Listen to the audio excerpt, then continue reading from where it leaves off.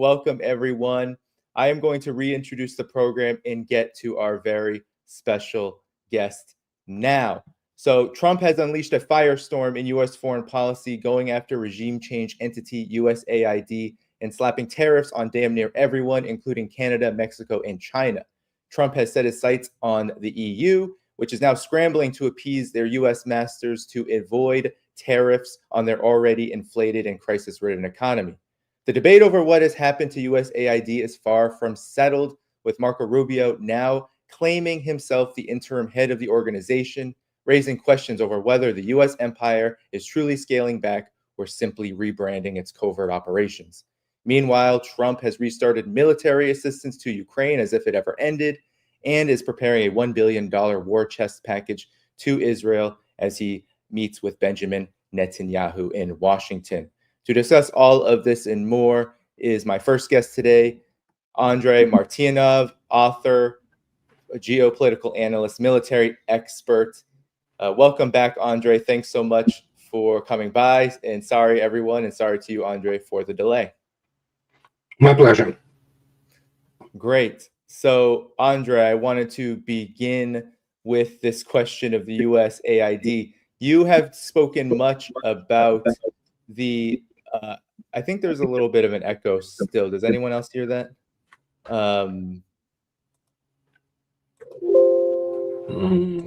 Okay. All right. Well, I wanted to first ask you about USAID. You've written much about the U.S. empire, about its collapsing military capabilities. USAID has fit largely into this picture, and it has also played a large role in Ukraine. What have you made of this move by the Trump administration and how it impacts the overall geopolitical situation, if it does at all? Because there's a lot of questions about what exactly has happened to this organization and what it all means. Well, I mean, it was a front. It always was a front. It's not a secret. It's front for the operations of influence. It's basically a conduit for money, which are being poured into all kinds of the regime change operations. So, I mean, yeah, it's good that he shuts down this thing. What's her name? The new girl from the White House. I even posted her video yesterday. She was talking to the press secretary. She was talking about, financing the transgender opera in Colombia and things of this nature, or DEI programs in the Serbian workplaces and things like that. This is complete insanity. So yeah, if Trump cuts it down, I mean, it's not going to change anything in terms of the relations between superpowers, but at least it might actually relieve some pressure on, smaller and weaker countries where United States, thinks that it is at home and wants to behave itself as the owner of those countries. And the USAID USAID was this, one of the instruments of the basically American imperialism. It's good, as yesterday I wrote, it's very good that Trump dropped all this pretense. Finally, we do not have to go out and, listen to this nauseating, pardon my French, BS about human rights, democracy, and things like that. This is American imperialism, and it's changing its, so to speak, modus operandi a little bit, because obviously the United States is extremely stretched in terms of resources, and one of the on the cutting block was this organization. So.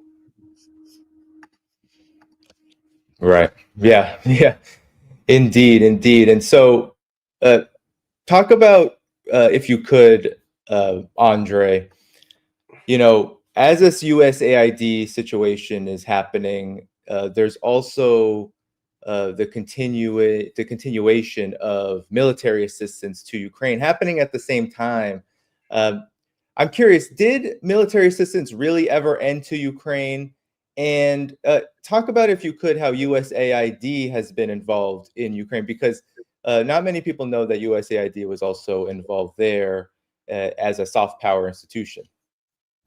No, I mean, USAID was doing in Ukraine the same as it does everywhere, promoting all kinds of the insane ideas, which in the end should work for promoting the United States interest. Simple as that. There's nothing really new there. And again, USAID or USAID is just one track on which the subversion of Ukraine and changing of the regime, which is coup d'etat in 2014, was happening. So much of it was also going through the direct State Department, such as Victoria Nuland or insane late John McCain and his so-called Institute for Democracy, which are all fronts and grant eaters for all kinds of the nefarious operations. So it's again, as I already stated, there's nothing really secret about it. It's in the open, and yeah, Ukrainians embrace that because they loved it at that time. They don't love it anymore.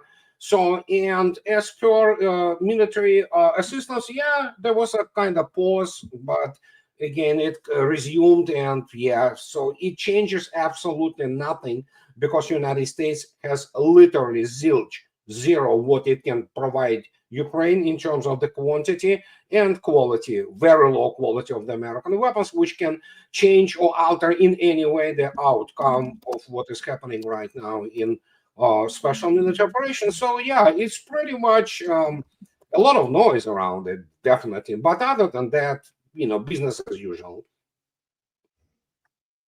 Right. Yeah, there has been a lot of noise, Andrei, and particularly there's been a lot of noise about Ukraine as of late by Donald Trump. A move like this with regard to USAID is being seen by many as a huge step on the toes of the American empire and its regime change operations. Yet Donald Trump has continued military assistance to Ukraine, which started as a regime change operation, which USAID supported. So how do we square these circles, Andrei? What have you made of this period of Donald Trump's beginning weeks as president of the United States? Well, Donald Trump talks a lot. Okay, he always did. Most behind his talk is empty words, which, for example, Russians coming out and constantly debunk his statements like, "Oh, we have successful negotiations." Which negotiations? Actually, as it turned out, then of course everybody begins to read this content of what he's talking about. They merely discussing possibility of scheduling some kind of meeting. So probably on the level of the working group, probably the Keith Kellogg will go out. He will parade themselves there as basically a joke. Russians will laugh at him, and that will be it, I think. And again, even that is not in plans. When you have the spokesperson for Kremlin, Mr. Peskov, and First Deputy Foreign Minister, Mr. Ryabkov, speaking that nobody contacted us or anything, yet somehow the negotiations are successful. Well, I guess this is what Keith Kellogg and Trump administration does. They are staying in contact with Ukrainian side, and they will continue to stay with them. Russians are not interested, and as already so many times have been stated that, yeah, Russia is ready for the negotiated solution as long as, those points or items have been, satisfied. And we all know about what Russians are talking about. So yeah, it's all PR. It is all, verbiage to cover up that now we have 2 weeks of Trump official basically staying as in their Oval Office as the president of the United States. And as I suspected, and I was saying this for the last year nonstop, because already by the middle of the year, it was clear that he's going to win the election, that he will have about 2-3 weeks max before this war in Ukraine becomes his war, and his presidency will be ruined together with the remnants of American self-respect, and, and the humiliation will continue. So evidently, he's hell-bent now to, make this war his war, despite the fact there's all this lofty rhetoric. Remember, 24 hours, now it's 100 days, then it will be 100 years. So, and yeah, it's just all political theater. It's all for political show, but reality substance is not there. He literally has nothing to offer Russia. It's because Russians don't care about sanctions. They don't care about anything. They care about actually moving NATO out of the way. And they want to discuss with Trump, not Ukraine. Ukraine is not America's business to start with. The United States have been thoroughly defeated and humiliated in Ukraine. And in Europe, it is about the overall security structure, so to speak, in Europe. And if the United States is not ready to give what Russians demand, then yeah, there will be no any kind of substantive, negotiations. Albeit, Russians are really good. Fact is, Russian diplomacy is the best diplomacy in the world in terms of pulling the cojones of the cat, and so Russians will be involved in those negotiations for years or whatever, but meanwhile, the dynamics on the battlefield is very clear. Only people like Petraeus and Ben Hodges and people, those not very smart American generals, they believe that any kind of outcome could be altered. It cannot. It's set in stone, and we know what is happening. So, and that's what is this all about. It is all about, showing the picture of, the still mighty United States trying to control the narrative. But that's what the United States primarily does in the last 20 years, narratives, so that's what it is.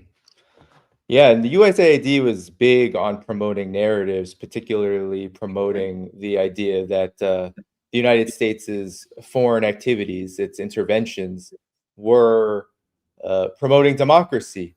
And so I'm wondering if you could give us a sense of, how we came to this moment, in your opinion, Andrei, with regard to, on the one hand, Donald Trump, he is saying that he wants to end the conflict in Ukraine, but offering nothing.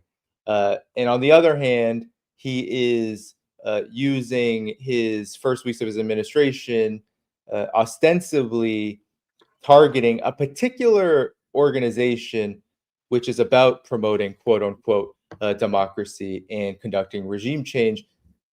It seems like there's a contradiction in terms here, Andrei, and I'm curious about, with regard to Ukraine, how do you see the, the Trump administration's moves here in the context of promoting so-called democracy?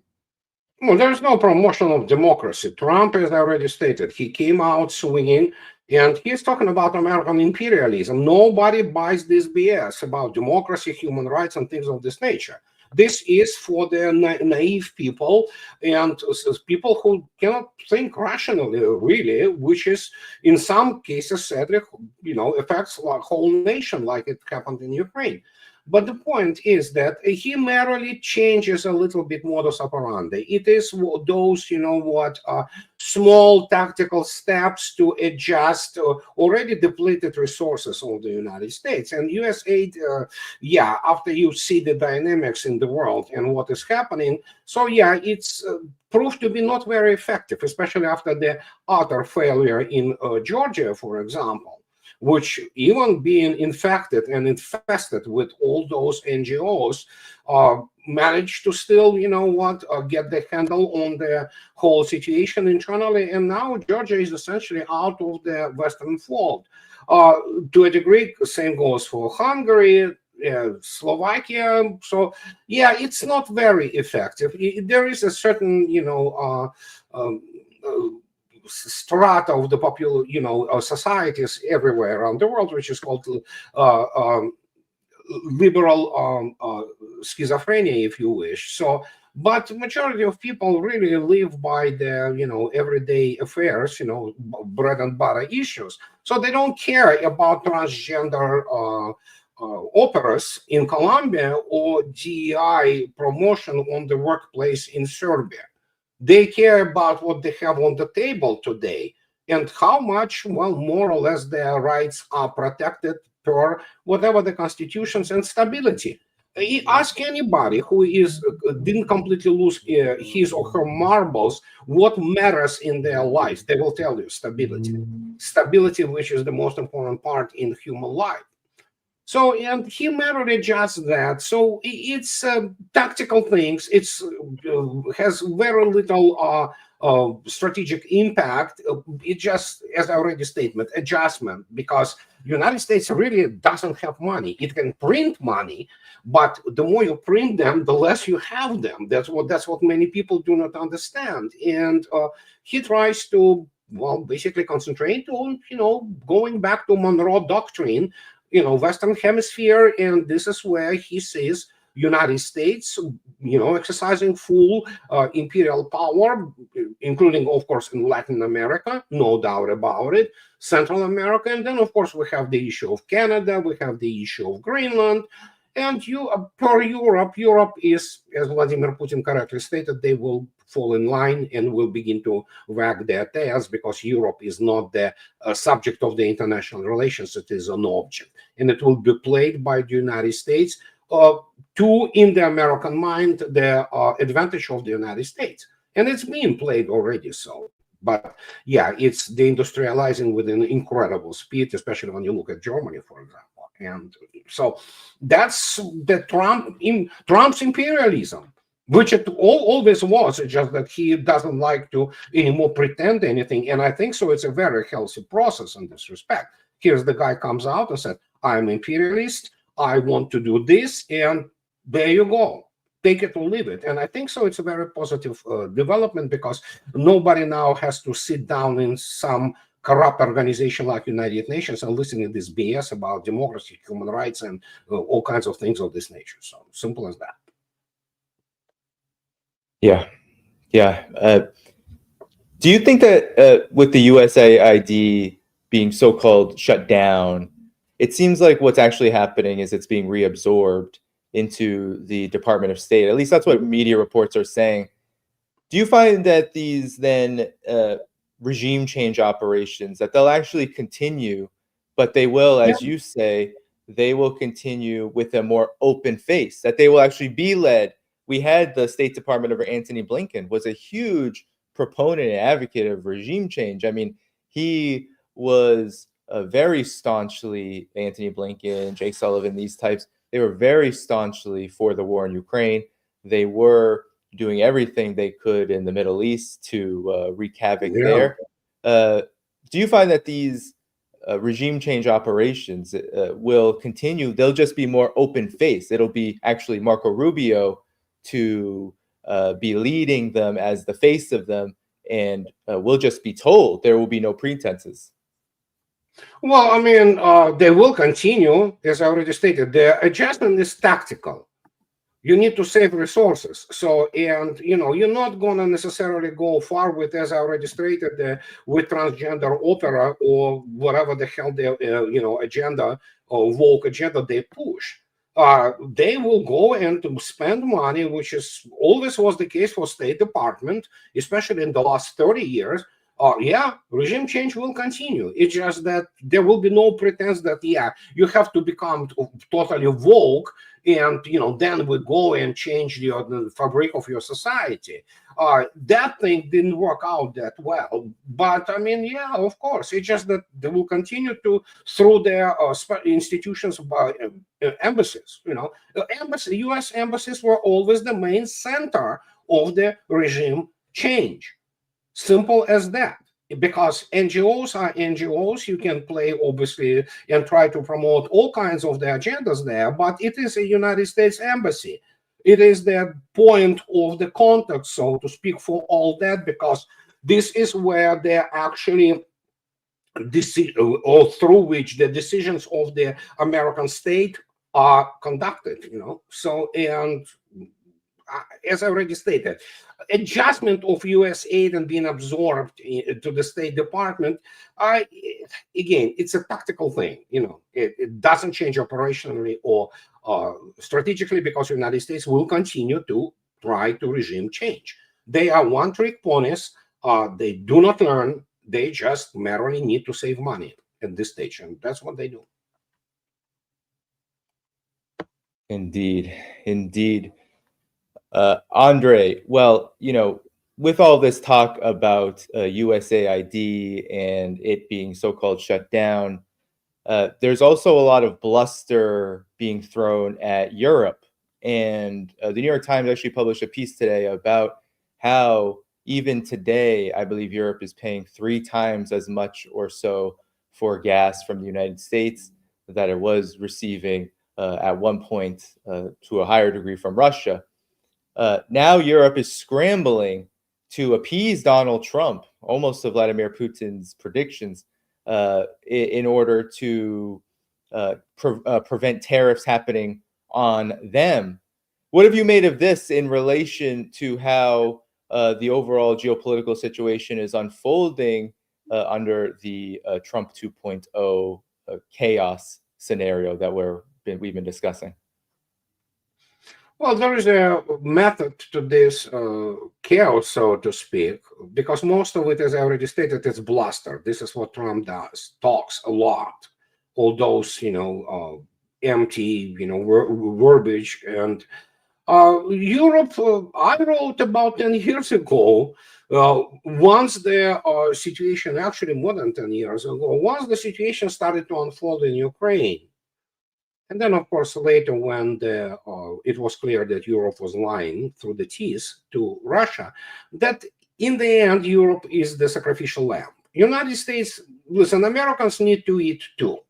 Okay, let's be very blunt. And that's what I like about Trump's foreign policy. You don't need to go around there, tiptoeing it and, saying nice things while meaning their, malice.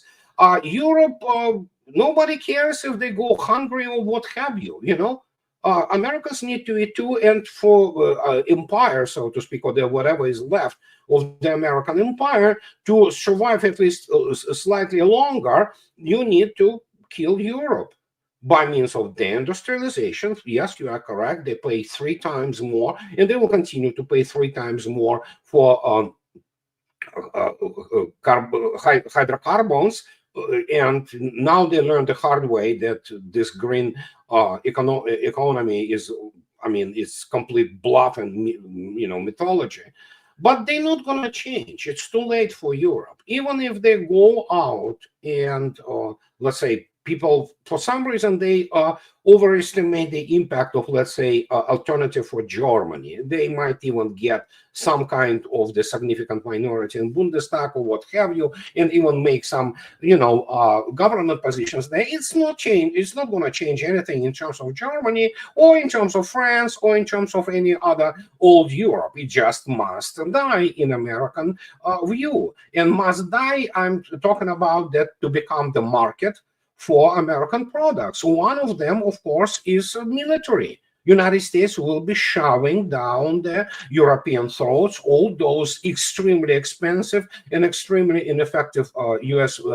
Weapon systems. And just to give you an example, we know F-35 has become a meme throughout these decades, and it's a very not good plane to put in mind.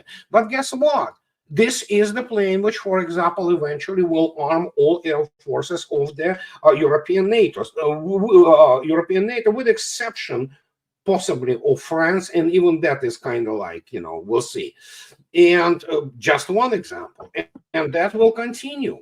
And that's what essentially it comes down to kill the industry of Europe, turn it into the purely consumer market, which, of course, losing its solvency. The Europeans cannot afford anymore what they used to be able to afford.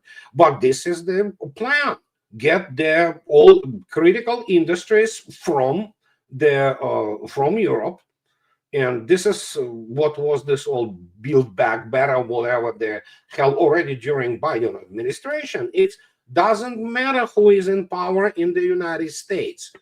United States has this thing called the foreign policy consensus. It is consensus between primarily illiterate and very, very mentally not adequate people who infest all those think tanks, and even government positions who think that they know how the world works. But in this consensus, Europe must pay, and the pay it will. Actually, it is already doing this, and it will accelerate until Europe is reduced primarily to consumer of the American products and technology, and that will be it. And that's basically, essentially, you know what, the third world status wrapped up into this, wrapper, shiny, and you know what, it's like the expensive looking candy, but then when you open it, it's basically garbage inside. So this is what Europe is becoming. And if you look attentively at UK, for example, or what is happening, some of those nations will not even last through 2015. Because they will simply dissipate as the ethnicities and cultures. And we already observed this in United Kingdom. We observed this in France. I don't think so France as the unified country has a future. So we'll see. Well, Andrei, I wanted to talk to you about the battlefield in Ukraine. And I wanted to put it in the context, Vladimir Putin caused a huge stir. It was almost as if he had a new weapon under his belt. He said that elections in Ukraine should occur if there's going to be any kind of semblance of legitimate discussions.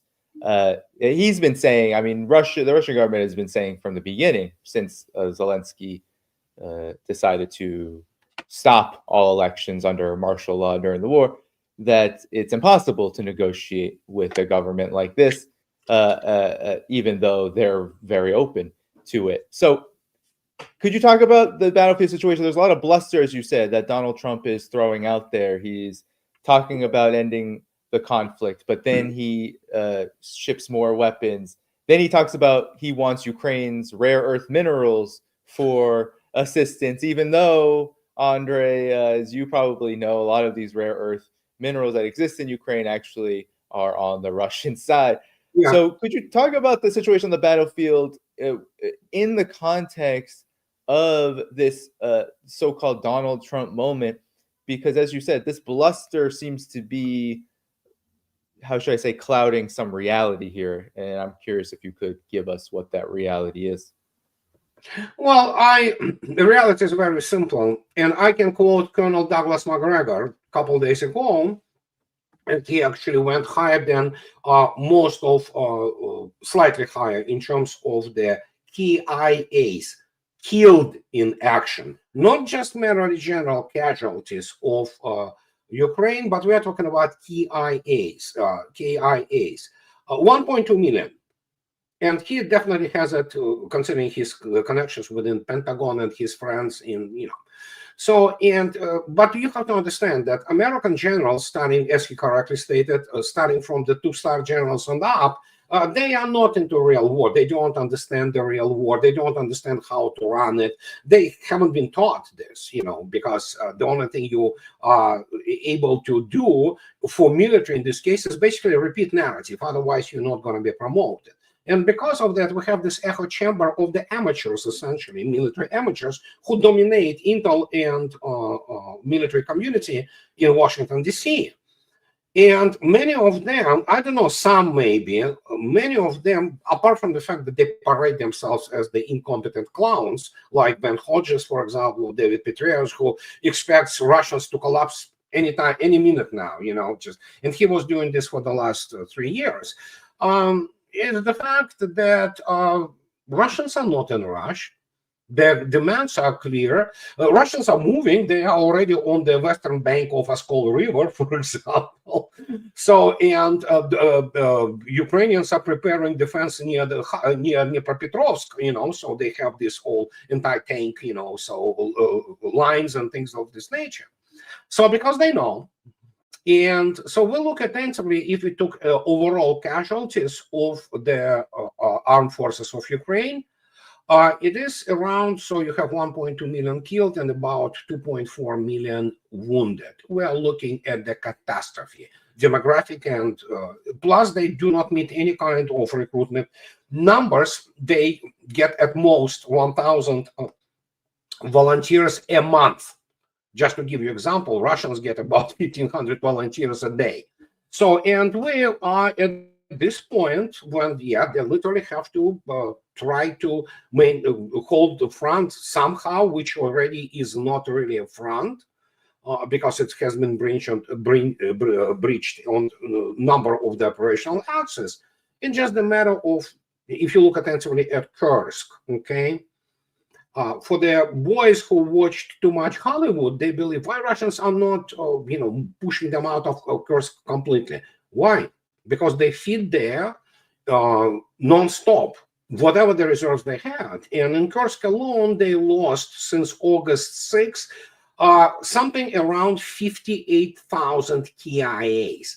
They killed the whole combined arms army there.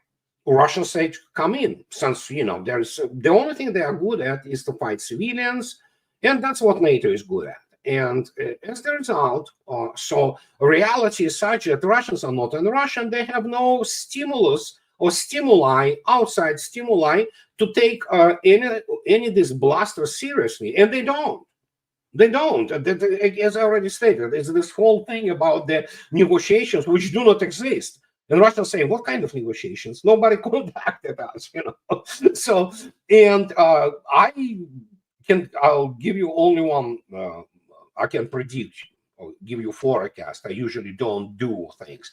When Kit Kellogg will come and will meet somebody for the first time on the Russian side, he will have the guys, military guys, who make his military experiences a Lilliputian, okay? He will be talking to the guys who commanded combined arms armies and even operational access in the largest conflict in human history after World War II, because many people do not even understand the scale of what is happening. So they will be looking at him and like, dude, do you even know what you're talking about? Do you have numbers? And Russians gladly will afford to him a little bit of the insight on the balance of power, which United States tries to maintain by throwing, as I already stated, highly dubiously effective, to put it mildly, in reality, highly ineffective and very expensive American weapon systems, ranging from tanks to air defense complexes and things like that. And have you heard recently about F-16s? Yeah, they are afraid to even fly them, so because they know they take off, they are shut down.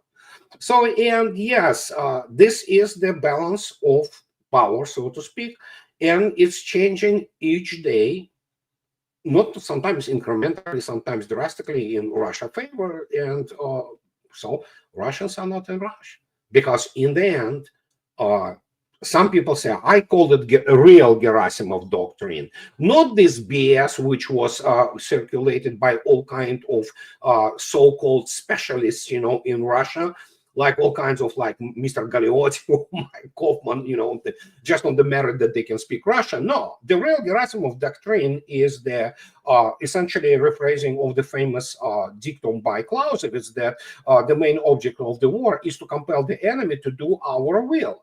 Gerasimov doctrine reads like to compel the enemy to do our will by means of physical annihilation of its armed forces. And this is exactly what Russians doing. And it has actually very little to do with Clausewitz, but a lot with Mr. Alexander Svechin. But of course, most American generals never heard about him.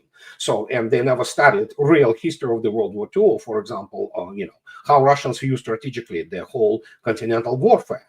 And as a result, yeah, they believe into this, whatever they have these delusions about modern warfare. And as a result, they are in for a very rude awakening once they really contact Russians, and Russians begin to speak broadsides to them about what is really going on the battlefield, albeit some middle operational level of Pentagon, they probably know it. It just people are afraid to tell it to the political leadership that guys were screwed big time. That's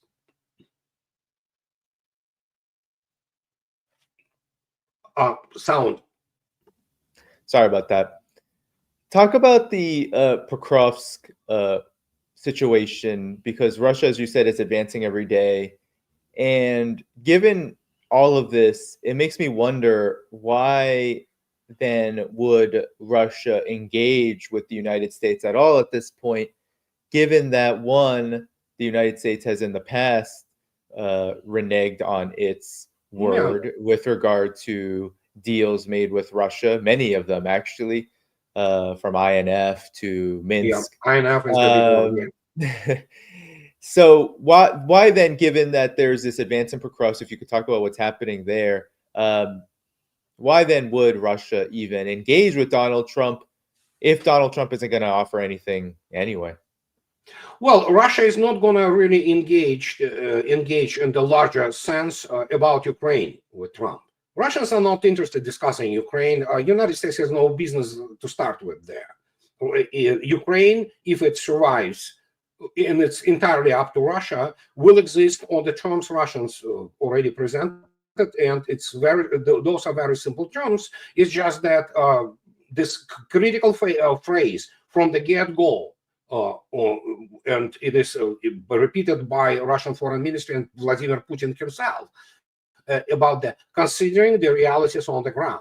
United States has no word or say in Ukraine, because in order for you to have say, you have to maintain at least some kind of pretense of the good hand in your poker game. But United States, well, it doesn't have the hand at all to start with.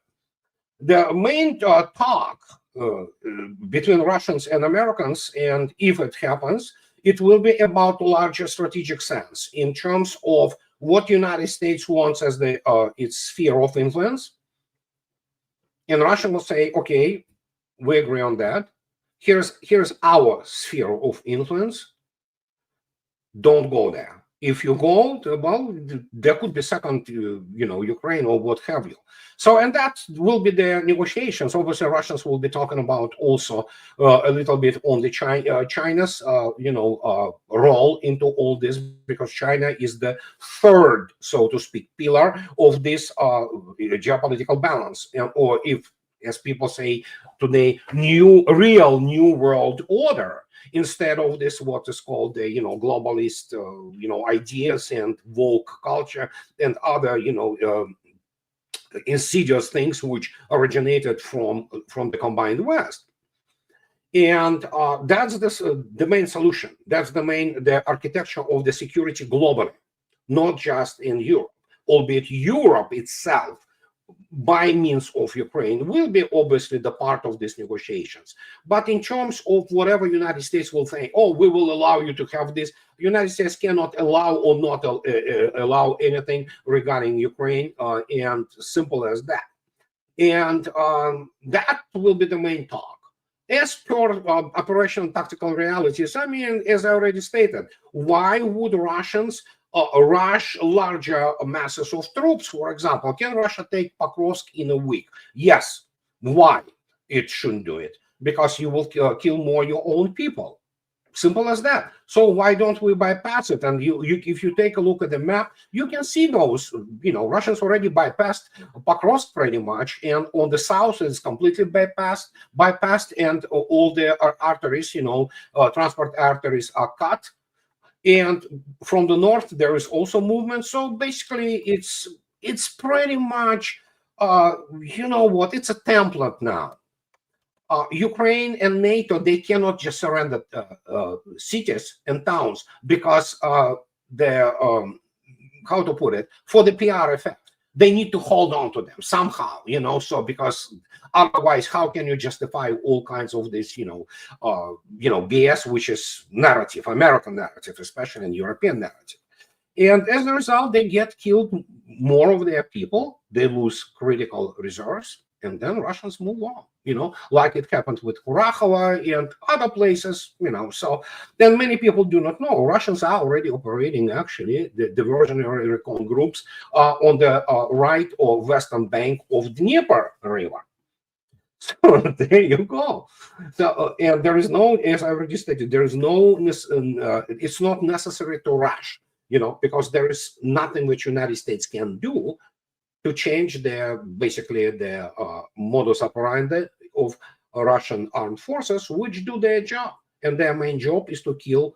Well, I'm sorry for saying this, but this is what war is about, to kill more of the Ukrainian army. And they achieve it in an incredible, efficiency.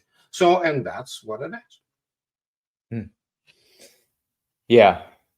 Do you believe that there are many who probably watch this channel who believe that Donald Trump can acknowledge this reality at some point? There are some who ascribe to the madman diplomatic strategy where he throws out all the bluster, as you said, Andrei, and then comes back to reality. But I remember in Donald Trump's first term, there was a Helsinki summit, and once there was pressure on Donald Trump to twist the arm of Russia or attempt to twist the arm of Russia, he did exactly that. And so I'm curious if you believe, despite these realities, it's a new era for a Donald Trump presidency, just like any other presidency coming to the United States. What you outlined in the conflict is well in Russia's favor, and it's not going to change. So given that reality, do you believe that Donald Trump or the administration can get down to realpolitik and actually settle this on equal terms with Russia, or will it spiral back to what we are used to now, which is more and maybe different ways of provoking and maintaining this hostile posture toward Russia?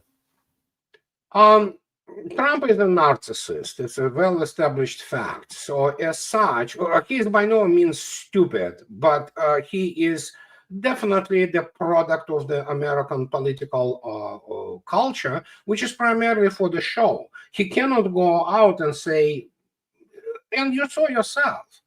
Well, it is a sort of acknowledgement of the realities. First, it was 24 hours he could stop the war. Then it is now 100 days. Then it will be, as I already stated, several years. Their life will continue, will go on. Russians will then probably go and completely erase Ukraine, essentially as we know it, from the map, and nothing he can do about it. But, as I already stated, today is the 2 weeks as he is in power.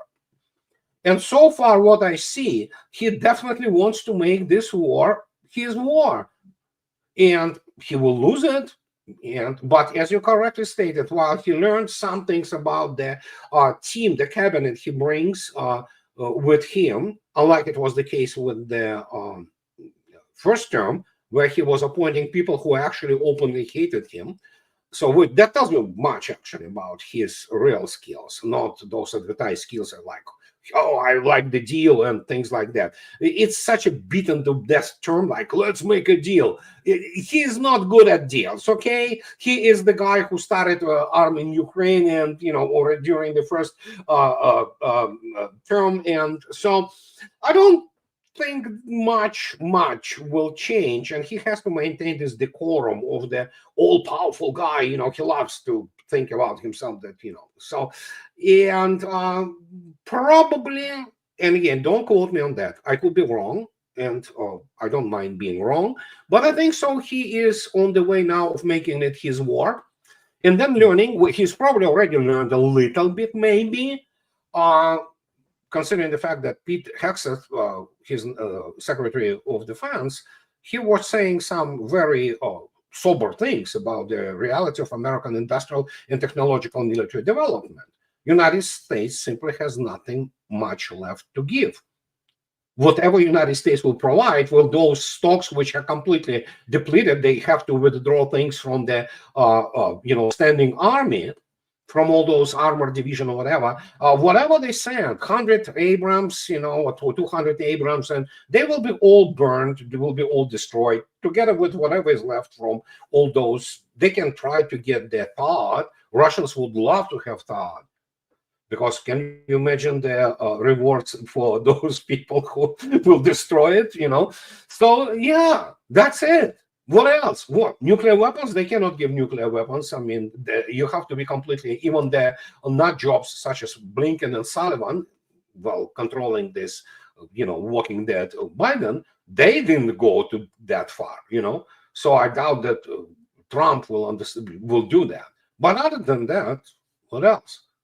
They cannot deploy U.S. Army if they want to fight Russia. It will be destroyed.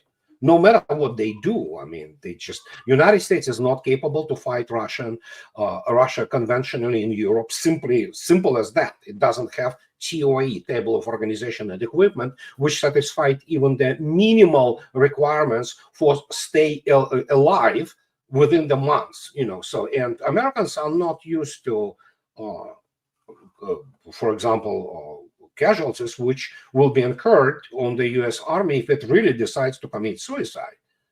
And this is not my numbers, 3,600 a day. So the United States will achieve, U.S. Army will achieve the level of the KIAs, 58,000 killed in Vietnam in 10 years. They will achieve it within between 2 and 4 weeks. So yeah, this is reality of that war. And so let Mr. Trump think. But something tells me, I might be wrong, that he wants to make this war his war, because he has very many people who are absolutely mindless and clueless in his administration. They do not understand how the balance of power or how the balance of forces and means is formed. They do not teach it really in the serious military educational facilities in the West. And as such, don't forget, the proof is in the pudding. For 3 years, these people, they operated on the basis of propaganda from Kiev. Even this Keith Kellogg, which tells you everything you need to know about his professional qualifications, which are about zero for the modern war. He still goes and Russians lost 1 million killed, while Ukraine lost 700,000 killed. So if he is there, he's not professional, military professional. He doesn't understand what he's dealing with. And that is exactly the case. U.S. military has no reference point. They never encountered anything like this. And many, they cannot grasp the reality, and others do not want to grasp the reality because it's the issue of the, simple professional and historical envy and jealousy. And because of that, they have to cover their complex of inferiority. United States Army never fought anything like this. Andrei, it's been great to be with you today. Thanks so much for coming on. My please pleasure. do follow Andrei. I'll be sure by the end of the show to get your blog in there. I know you're also on YouTube. Do you want to say any parting words, plugs before you go? No, I'm good. So All right. Well, take care, my friend. Talk to you soon. Thank you. Bye-bye. Okay. All right, everybody, we're going to get right to our next guest. It is Colonel Lawrence Wilkerson, friend of the show. He worked in Colin Powell's Department of State. He is a truth teller. He speaks out against war. He is at the Eisenhower Institute, and just an overall great person to talk to about issues of war and peace. Colonel Wilkerson, thanks for coming back on. Good to be with you, Danny. Off the tail end of that last one. Yeah. Yes, indeed. Well, Colonel Wilkerson, there's so much to get to. You talk a lot about the empire, the United States empire, and its particular position right now. And I was curious on your thoughts because, with this USAID hysteria going on, the Trump administration folding it, closing it, there's still a lot of debate around it, but it seems like it's getting folded into the State Department under Marco Rubio. Many have criticized its regime change operations and how it was functioning before Trump came into office. But something about this says something bigger about the U.S. empire, and I'm curious on whether you could give a kind of overall picture of where these regime change operations, where USAID's role has fit in the context of this changing world. First, Danny, let me tell you the truth about USAID. And this truth comes from being in the room repeatedly for 3 years as Chief of Staff of the State Department. Andrew Natsios, Boston born and bred, was the director of USAID at that time. And we commiserated with him and others, including Colin Powell, about the demise of USAID. Now, what do I mean by that? I mean that Jesse Helms and others in the Congress, who had already destroyed virtually ACDA, the independent arms control agency, and USIA, the Independent Information Agency, which had been, at least its predecessor, responsible for the most effective machine we'd ever put together in that regard, the Voice of America during the Cold War. All of these things were destroyed by Republican congressmen and others who really don't like foreign policy and really don't, and I say don't in the present tense, Jesse's dead, because plenty of them linger, from Tommy Tuberville to Tom Cotton. What aid is and was for us, disappointingly so, and has continued to be, is a few people of the traditional aid character belonging to USAID and by extension to the US Department of State, managing hundreds, if not thousands, of contractors, private contractors. Oh yes, we privatized everything in the US government under Dick Cheney, and we privatized development. And what that meant was a couple of things that were really disastrous to the original USAID mission. One was that all these contractors competed with one another, as is normal in a capitalist system, for the contracts. And so there was no sharing of best practices. There was no cross-border, if you will, or cross-county or precinct. Afghanistan comes to mind immediately. No one would share anything that they learned in one province for the other province, because that gave your contractor competitor a knee up. It gave him your information. So USAID became basically dysfunctional. It couldn't even do anything really comprehensive because it had all these contractors. Now, where do these contractors basically come from? Well, occasionally there's one or two hired in country, but most of them come from the United States. Now, you know the United States Congress's reason for doing this primarily. All this money flowed back into the United States, but development suffered as a result of this change because it was a fractious, disconcerted, uncoordinated effort in the field, and the managers who were professionals at it, and usually foreign service officers or the like, civil service or what have you, who knew what they were doing, were totally frustrated. At one point, Colin Powell actually thought about getting rid of the whole apparatus, which is what we're doing now, maybe. But it was a reason to do it because it was dysfunctional in such an enormous sense. All it did was make money for contractors, most of whom were based in the US. Now, do they know that? Does Elon Musk know that? Does anybody else in the Trump administration know anything about what they're doing? Probably not, because what they're doing is just doing it for political purposes. So I have no idea how to comment on what it means to Marco Rubio. Now, Marco Rubio may understand what I've just said, at least intuitively, if not comprehensively, and wants to maintain something of the old USAID, for example. Maybe even had plans to revitalize it in that regard. He'd need the Congress to help him, of course, to do that.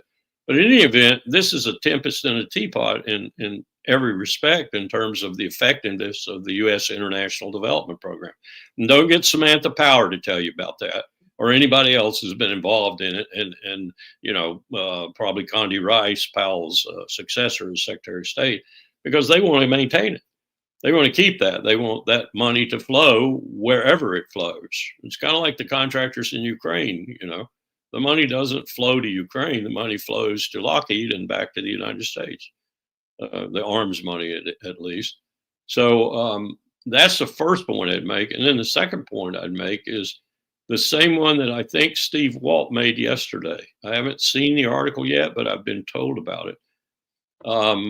Donald Trump may have peaked in his power, presidentially speaking, this early in his administration, particularly with these tariff deals. I'm going to put tariffs on Canada. I'm going to put tariffs on Mexico. Oh no, now they're going to do what I want them to do, so I'm not going to do it. A lot of what he's doing right now is just that.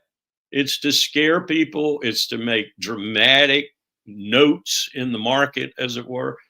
It's to maybe sometimes fulfill campaign promises, but he has absolutely no idea how to make any of what he's promised work. And the big problem right now is Ukraine, because he has no idea how to make that war stop. None whatsoever. If he did, the very first visit he'd make would be to Moscow without Zelensky anywhere around. He would ignore Zelensky as he flew over him, go to Moscow, sit down with Putin and talk. And between the two of them, they could probably come up with subsequent talks with experts, not people like Trump is appointing to his team, but real experts. Putin would have no problem doing that. And they could get this thing ended in a month or two, probably. And it'd be ended on the basis of what Donald Trump himself has said in the Newsweek article, at least, which I assume was a leak, are the main parameters of a deal. And it'd be over. And Putin would not be interested in any other attack on any other NATO country. I guarantee you that. And we would be at least without one of the empire's efforts to stymie this change in power in Europe. And maybe even Europe could dig itself out from it. We're getting ready in Germany, I'm told by experts over there. We're getting ready to probably put in the lead position in the German coalition that forms after the 23 February elections, a former CEO of BlackRock, who will then be the Chancellor of Germany. Marriage. This is incredible. Germany is going to put probably the German economy's major enemy in as the new chancellor. This is crazy, but this is what we've caused to happen. And this is what the Europeans are doing in response to what we've caused to happen. That's a long-winded answer, but we're really in trouble, and Trump has no clue how to fix that trouble. Yeah, I mean, it sounds like what you're saying is with USAID. I mean, there's been so many revelations made about them in the past that money to the white helmets in Syria, for example, ends up in Al-Qaeda's hands. Money to Venezuela ends up in Juan Guaido's hands as this kind of unelected, unknown puppet attempting regime change. It sounds like a lot of money. In retrospect, tiny compared to the entire budget of, let's say, the U.S. military, but a good chunk of money was going around into private hands and into regime change operations. Does that sound accurate? Yes, absolutely. I mean, look at Moldova. Not Moldova right now, but Moldova is a target. Look at Georgia and the Dream Party, and look at most vividly, look at Romania and Colin Georgescu, who won the initial poll count, if you will, to get into the elections and possibly be the new leader of Romania. And immediately when that happened, we sent every NGO on the face of the earth, every CIA operative that wasn't busy elsewhere, and they're busy all over the globe, I guarantee you, to get that situation reversed, to make sure that Colin isn't elected the leader of Romania, because he's promised to take Romania out of NATO. Be another Viktor Orban in NATO, another burr in NATO's shoulder. We're doing the same thing with the Dream Party, Georgia's Dream Party in Tbilisi, because they want to maintain a balance between Moscow and Washington and NATO, a balance. They don't want to be seen as being too favorable to either side. They just want to survive in a neutral position where they can survive peacefully. And we're over there trying to unseat them. What did we do with the previous president, who was our president? Salome Zarakashvili? We took her to the McCain Institute in Arizona so she can lead an NGO effort to go back to Georgia and unseat the current government, duly elected. This is the empire. Yeah. This is the empire indeed. You know, Colonel Wilkerson, with USAID and this broader soft power apparatus that the United States possesses, it seems like over the years, their attention, just like our attention, of course, has been on the rise of Russia and China in this new world that you've been talking about. Do you feel like this Trump administration curtailing or reabsorbing or getting rid of USAID is going to affect this overall confrontation we are seeing by the empire? Or will it simply, as many have pointed out, will it simply be rebranded or reconstituted in a different form? The latter. But I don't think it would have been any formidable part of the empire's attempt to stave off this inexorable and inevitable shift of power from the west to the east. It might have had a cursory job on the periphery doing some things, but basically nothing is going to stop this shift. Nothing whatsoever. the best efforts of the American empire, both economically, financially, militarily, security-wise in general, any element of power you want to talk about. It's not going to work because this is going to happen. The question that needs to be asked by Donald Trump, I mean, he's supposed to be an iconoclast. He's supposed to be different. He's supposed to be dynamic. He's supposed to be transactional. This is ultimate transactionalism. What needs to be done is an accommodation with those powers in the East who are inevitably going to be the not hegemons, because they do not want to be hegemons. That's the beauty of this. But to be some sort of condominium that exists in peace and not in war, and whose main purpose is making money for its people, and not necessarily in the now 7 to 8 trillion, yes, I said trillion, dollar black economy in the world. That is the economy that is foul and crooked, and whose main purpose is to traffic in people, especially women and little boys and girls, and to sell illicit drugs and to do other things of that nature, and for whom the US banking system and Doha and Tel Aviv and the banks there are the main money launderers. That's the kind of condominium we need in the world. And the kind of attitude that the ASEAN community, for example, the Association of Southeast Asian Nations, brings to facing these challenges is the right way. Comity, collaboration, and cooperation. And China, so far, has seemed to be willing to go that route. And it has the main power and the main principle in all this happening right now in this inexorable shift of power. It's the magnet, it's the center of this shift. So if other people want to operate this way, and that's why BRICS is such an attraction to the global South and elsewhere. It has a major attraction because it offers this kind of approach to power in the world, as opposed to the approach we offer, which is bombs, bullets, bayonets, and sanctions, period. We know nothing else. If we don't shift that, if we don't join this inexorable shift and try to help guide and make it work better for our side, if you will, we're going to lose out completely. And it's not going to take that long. It's going to happen in a generation or two. And that sounds like a long time, but mind you, it isn't. I've lived 80 years now. It's not a long time. What do you make of the theory? You know, there are some who believe that despite everything that you just said, that this kind of soft power that the USAID wielded can be effective if it takes out smaller dominoes on the road to Moscow and Beijing. I mean, that's kind of been a strategy of many of the foreign policy blob or a lot of the neoconservatives types.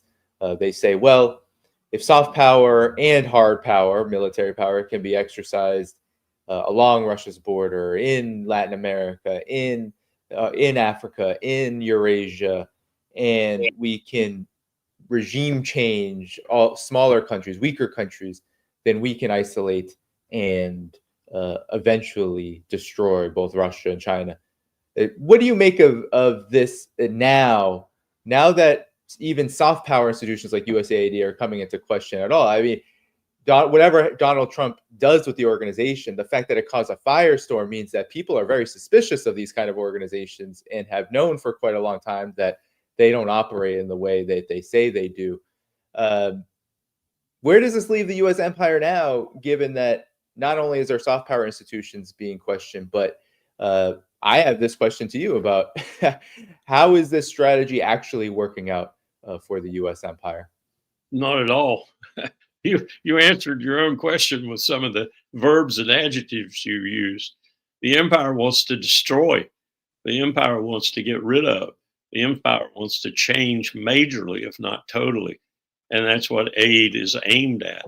And we do it in the name of democracy and even occasionally still Christianity and the values of Christianity and liberal democracy at that, and the world rules-based order and all those things. Those are farcical now.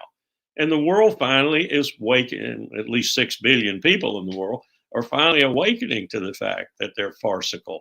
They are disguised for post-colonial colonialism. They are disguised for hegemony. They are disguised for you do it my way or go to the highway and we'll rip the highway up on you. They're a disguise for we will drop bombs on you if you don't correspond with our wishes.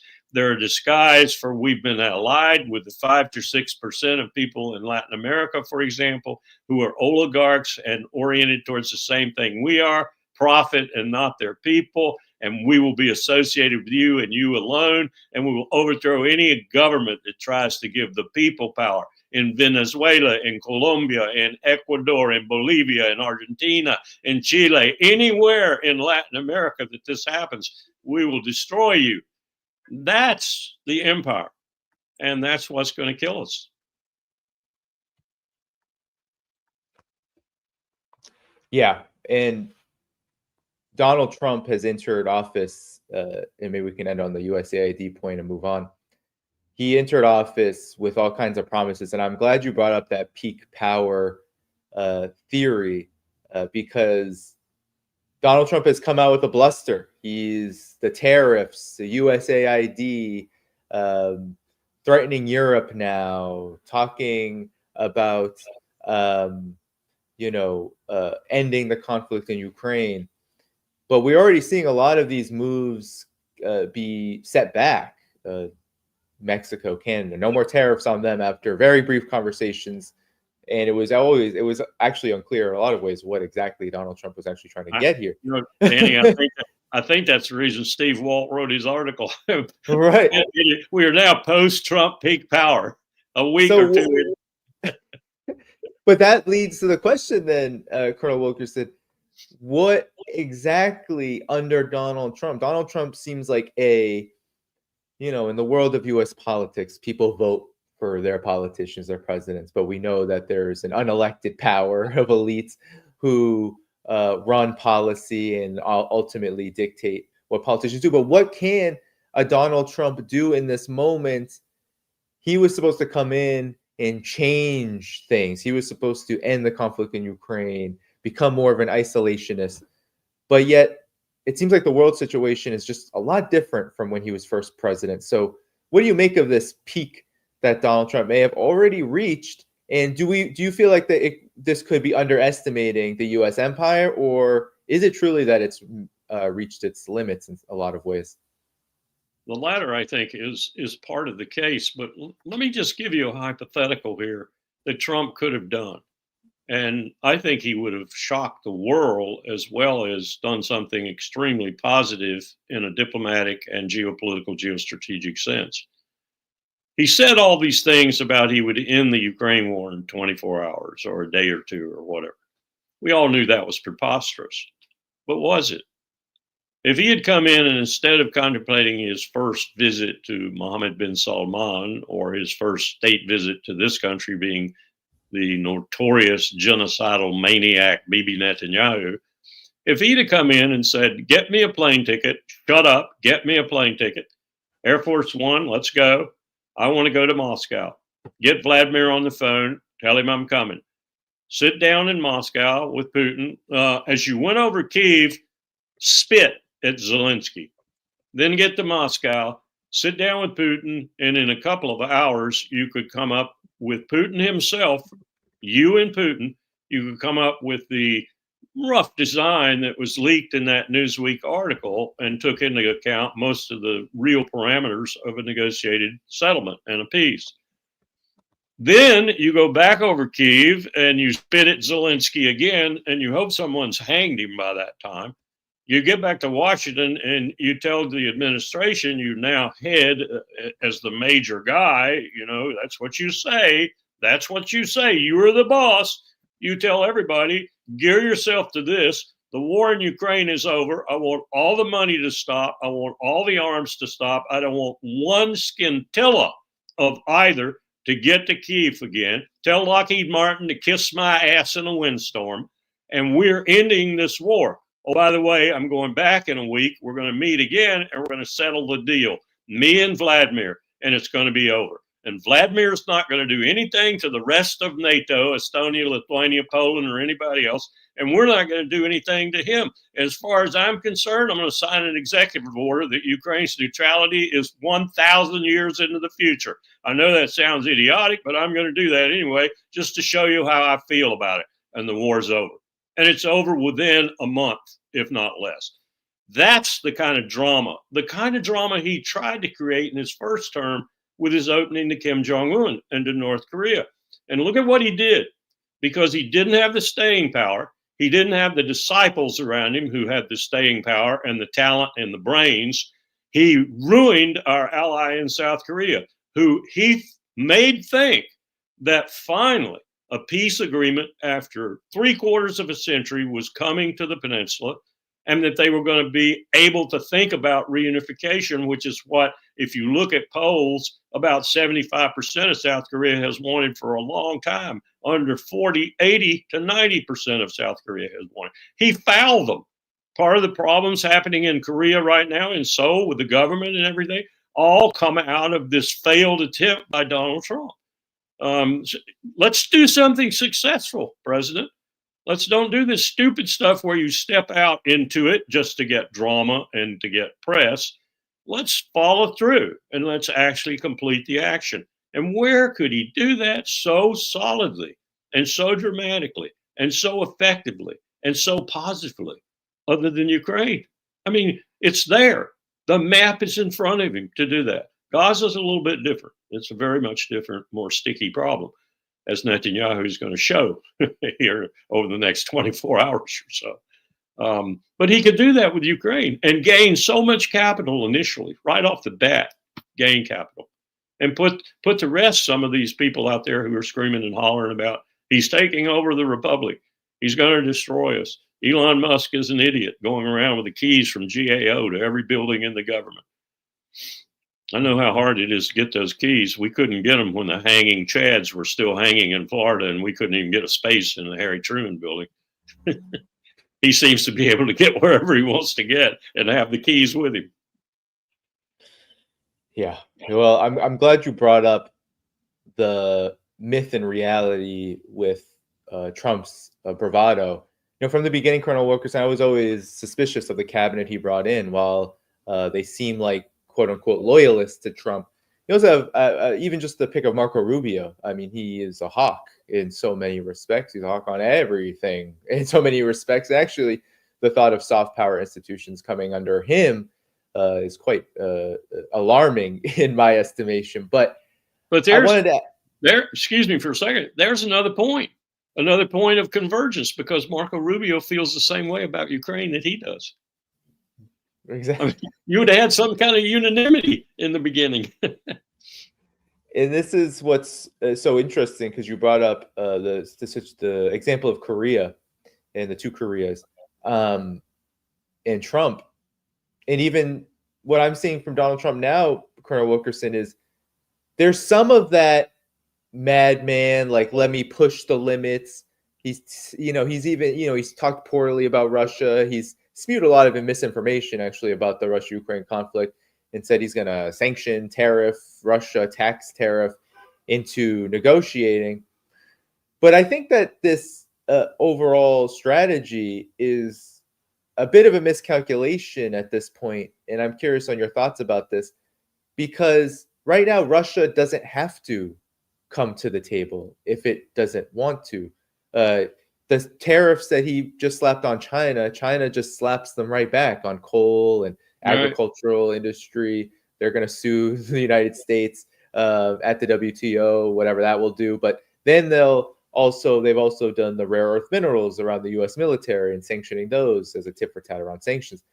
So it seems like it's a whole new world right now, Colonel Wilkerson. I'm just curious on whether you believe that Donald Trump's quote unquote madman diplomacy can really sustain in this age of the rise of Russia, China, BRICS, this overall new world order that we're seeing, which Donald Trump's not very happy about, and he wants to do something about it.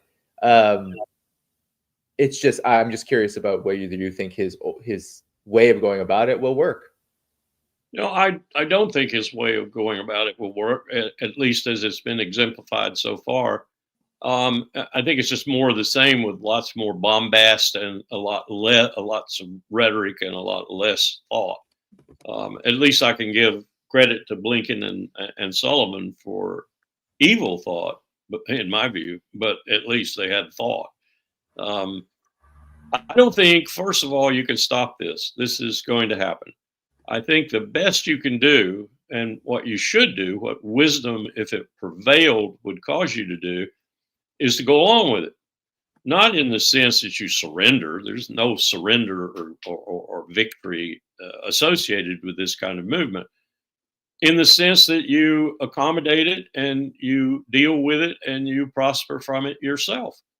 And you don't try to fight it in the sense of using your vast military strength to do so. And there's a asterisk. If you've read Dexter Filkins' article in the New Yorker, Dexter finally, Dennis Leitch and I, General Leitch and I kind of put him on writing that article. And it's a very good article in terms of how weak we are, conventional forces, how weak we are, how we would depend entirely on our nuclear weapons if we went to war with a peer power entirely, because we couldn't beat them with conventional might. So if you recognize what's happened, you recognize the irrepressible inexorability of what's happening, that history is against you. History is moving as it once moved before to shift from the east to the west. It's now moving to shift from the west to the east. If you understand that and you try to accommodate it and make all the money you can from it and do all the trade and commerce you can from it, which is kind of what happened with the East as they tried to accommodate the shift from their territory into our territory, as it were, then you can make a whole lot better world out of it. You don't have to be in a zero-sum game. You don't have to be in a hegemonic game. You don't have to be in this, this is what I don't like about Mearsheimer's realism, for example. You don't have to be in this world where you have to admit to yourself that war is inevitable, that we are going to kill each other because of the power struggles in the world. I think that's nonsense. I know history vouchsafes that John is more often than not right, but it still means that there's no hope. There's no ability to get out of this trap, if you will. And right now, the trap has a part of it that is very, very dangerous: nuclear weapons. And to arrest this shift, if you maintain the posture that Donald Trump and the rest of this empire seems to want to maintain, you're going to result in using nuclear weapons, because that's the only thing you have at the end of the day to stop the shift. And you're going to stop it all right. You're going to stop it for all of human civilization, probably. And that's a daunting prospect to think about it. And yet, I've been alive long enough to know that this country sometimes makes some really bad decisions. And this would be the ultimate bad decision, in my view. There's no other country on earth that I can think about right now that possesses nuclear weapons that has the remotest thought of using them, except us. Yeah, it's a great point. And, realism, I think, makes a lot of assumptions too, because in these interim steps before nuclear conflict, which the world is unfortunately headed toward, there are a lot of perhaps different ways of going about, for example, the United States in the South China Sea and in the Asia Pacific, or the United States in Eurasia as a whole, along Russia's border in Eastern Europe. There are different ways, perhaps, that you could go about attempting to achieve your interests without provoking and promoting war, right? It's like an inevitability of war, but the wars it's one-sided. The inevitability really falls on the side of Washington, D.C., it seems like, because China, for example, and Russia too, they didn't ask for militarization. They didn't say this was the only way that doing things relating to each other, working out differences could be done. Russia tried so hard to prevent the conflict in Ukraine with many, many, many attempts at making deals with the West. China has said they'll always talk with the West. They do business greatly with the West, but they never said that this needs to happen. So it seems like there's some one-sidedness here that often isn't acknowledged, in my opinion, with realism, that there are players who are pushing for war. Then there are also players on this chessboard, if we look at it like that, that are not, and regardless of whether they engage in it or not, which Russia had to. Your thoughts? No, you're right. And history demonstrates that from time to time, at least, and those times are very horrendous in some occasions, the side pushing for force is the side that wins out, often on multiple planes. That is to say, if you look at World War I or World War II, it was quite a lot of people that walked into that war knowing what they were walking into, but not knowing what they were walking into. So you got to get rid of that, I think, to have a more peaceful world and to have a world that doesn't always court destruction with these nuclear weapons. And you don't do it by using the policies of the past. The policies of the past are bereft. They're broken. They didn't work. They led us periodically into war. War that could be settled, some would say. Some wars must end. Some wars must be fought, as Edward Wacko argued. Why? You ask the question. Why? Because there are people in the world who think the way you do, and there are people in the world who act the way you do. Democracies, I remember this argument I had with Col and Powell at one time. Someone had said, and Powell picked it up and was making it a part of his speeches as Secretary of State, democracies don't go to war. And one day I looked at him and I said, what proof do you have of that? He said, well, I know, he thought I was going to use this argument. I know democracies are rather young in the scope of things in the world, 5,000 years of human history, or whatever. But they don't seem to want to go to war. We could go all the way back to Athens. I said, whoa, Athens had plenty of wars. Democracies do go to war. Well, they don't do it in the modern age as much as totalitarian states. Au contraire. Democracies want to foment democracy. What is the purpose of America these days but to foment democracy? The real purpose is to make money, but he didn't have any real counter for that. Didn't have any argument to throw back at me. So as usual, he quit the argument and told me to get out of his office.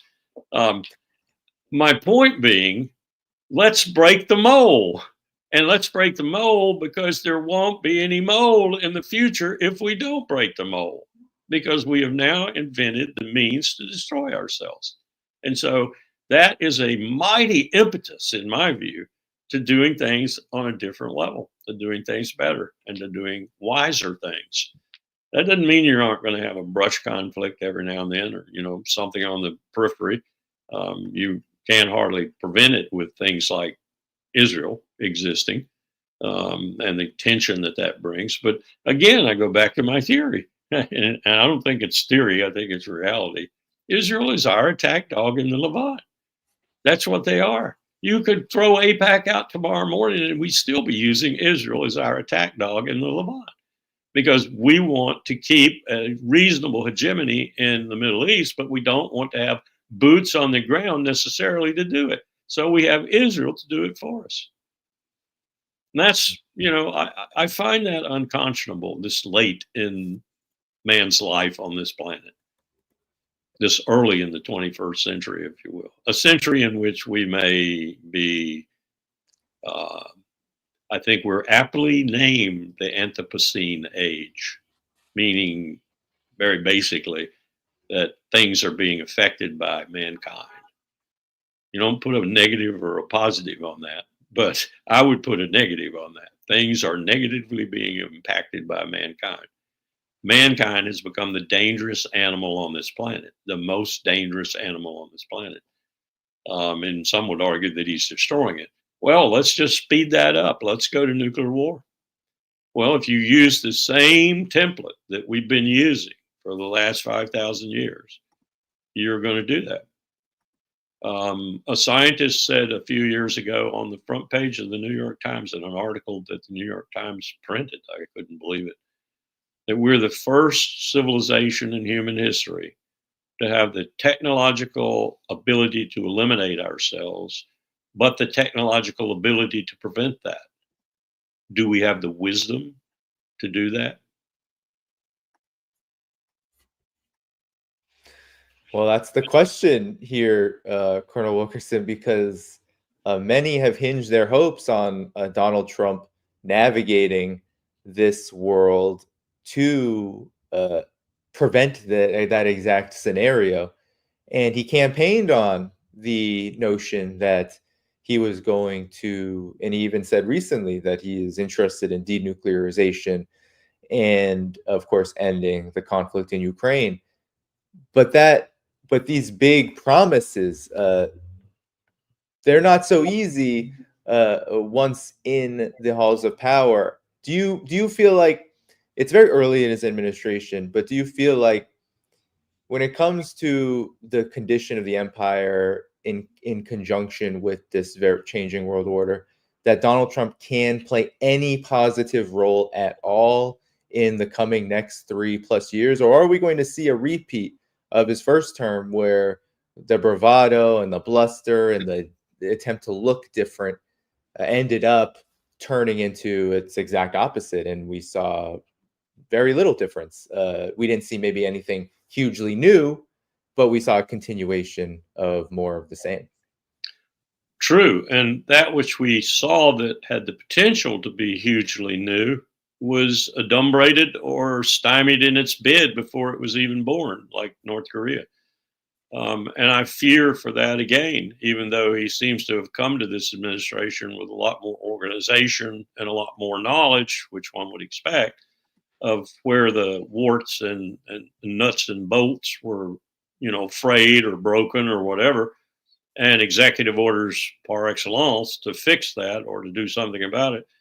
And yet I'm watching this unfold, and I'm watching what is very trivial take place. For example, what is doing away with the Department of Education, even though I might be in favor of it, but I would certainly do it in a different way. Those people have jobs and families and such. So you can't just walk through the door and say, go home, you're out of a job, you're out of work.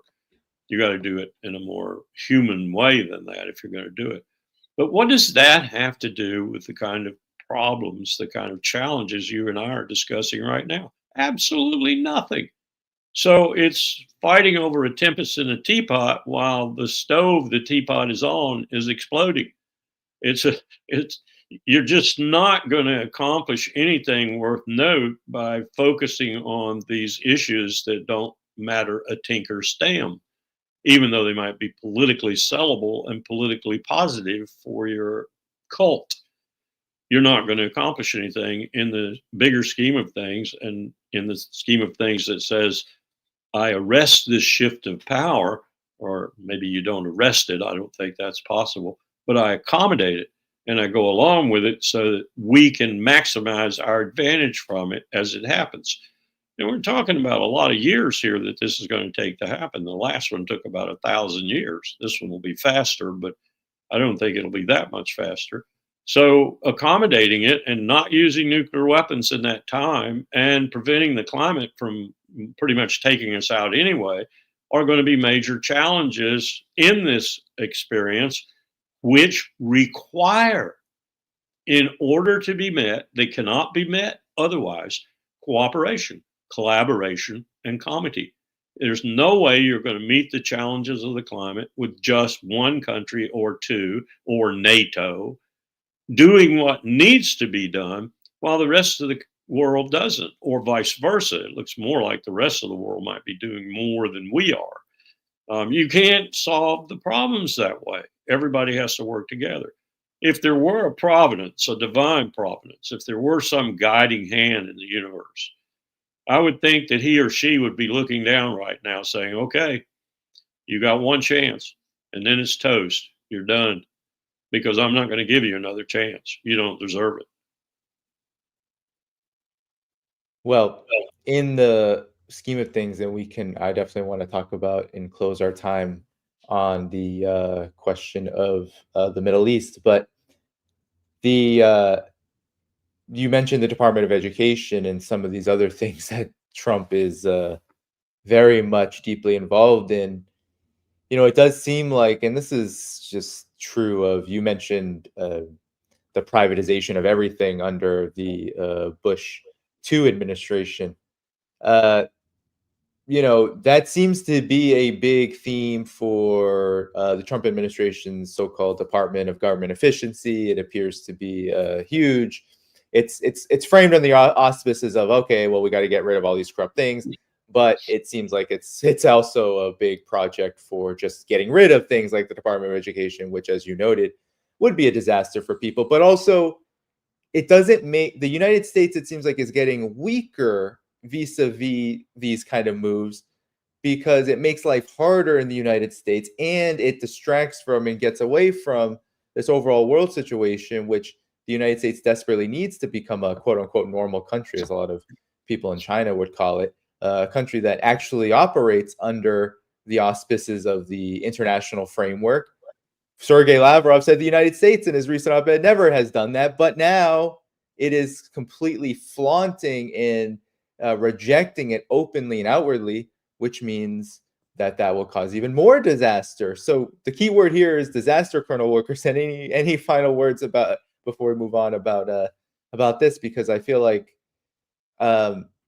while we can't read the tea leaves necessarily and know exactly what's going to happen in the next months and years of the Trump administration, these are pretty big signs that we're in for a really bumpy ride, and that the empire is still going to be flailing about. I think you're right. And I think one of the indications of that is what you just peripherally mentioned. Why is it that Russia has a diplomat of the first order, Sergei Lavrov? Why is it that China has a diplomat of the first order, Wang Yi, and there are others I could mention too in both countries? And why is it that we see in other countries? I would say Javad Zarif, for example, in Ukraine, is as fine a diplomat as there is in the Levant, regardless of what you might think of him. And the same goes with. Did you mean Iran? Sorry, did you say Ukraine? I think you meant Iran. Yeah. Iran? Yeah. Okay. Continue. Vice President of Iran. Why is it that they have extraordinary diplomats and we have? Do we even have any diplomats? That's another indication. If you breed war, if you breed sanctions, then you will have warlike and sanction-like people. If you breed comedy and collaboration, if your interest in the world is not hegemony over your neighbors, but a reasonable trade market, a reasonable commerce situation, a reasonable profit on a reasonable product, if that's your focus, if that's what your diplomacy is aimed at, then you create better people. You create better diplomats, because that's not the kind of diplomacy, if it's even diplomacy, the other side, that breeds the kind of people that we breed. We breed people like Marco Rubio and Tom Cotton and Ted Cruz and Mitch McConnell and Lindsey Graham and Donald Trump and Elon Musk and J.D. Vance. I could go on and on and on about the people we breed, none of whom are going to make it into the history books except into the addenda of atrocious persons on the globe. Yeah, indeed. Well, Colonel Wilkerson, I wanted to talk to you about one final topic, and that is, of course, Israel. You mentioned that Donald Trump and Netanyahu are meeting. Netanyahu is Donald Trump's first guest to the White House from a foreign country. And this comes as, of course, there's been this humiliating defeat. Some would argue whether it's a defeat or not, but I see it as a humiliating defeat to the resistance and Hamas leading it in Gaza. But now the Israeli military is in the West Bank and taking casualties. The Quds forces, the resistance, they are fighting back against major demolitions, military operations happening there directly after this ceasefire was signed in Gaza. Could you talk about what we can expect from here on out and put it in the context of the overall situation of the Israeli military regime, how it is going to navigate this new situation that it finds itself in, from what seemed to be one of invincibility to now facing humiliation in some areas, almost desperation, trying to move forward in the West Bank on the other, and then also talking about striking Iran, which is going to be on the agenda for Netanyahu, it seems like, throughout the Trump administration, despite the disaster that would be. But your thoughts on this, Colonel Wilkerson? I think Netanyahu is in peril of his life, his political future, his reputation, his history, and everything else right now. And I think Donald Trump is probably just I think Donald Trump despises Bibi Netanyahu. I think I wouldn't say that about too many people in the world, because not many people rise to the occasion of being worth despising by Donald Trump. I mean, that's the way he looks at it. He has zero empathy. What Donald Trump thinks about Bibi Netanyahu, though, comes across in previous occasions when he's had opportunity to talk about it. He hates his guts. And I don't blame him, for a number of reasons, not the reasons Trump hates him, but I think he's right in hating his guts. So Bibi's got trouble coming, because his real reason for this visit, and his reason for literally begging Trump to be the first one on the agenda, and that's not usual for Bibi to beg, is because he wants the Trump bump. He's looking at having to have elections, probably. He's looking at having to have a budget. He's looking at all manner of problems that the Israeli system has generated for him that he has not been paying attention to.